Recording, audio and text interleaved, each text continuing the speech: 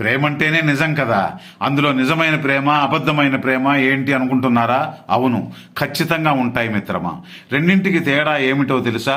అబద్ధమైన ప్రేమ అంటే అవసరం కోసం పుట్టేది. అవసరం తీరిపోగానే ఆ ప్రేమ మంచులా కరిగిపోతుంది. కానీ నిజమైన ప్రేమ ఎప్పటికీ నిలిచే ఉంటుంది. అది రోజు రోజుకి మరింత పెరుగుతూనే ఉంటుంది. మన మనసుకి ఇష్టమైన వ్యక్తి కళ్ళెదుట కనిపించకపోతే మన మనసు ఆరాట పడుతూ ఉంటుంది. తన కళ్ళు ప్రేయస్ కోసమో లేదా ప్రియుడి కోసమో అలా వెతుకుతూనే ఉంటాయి.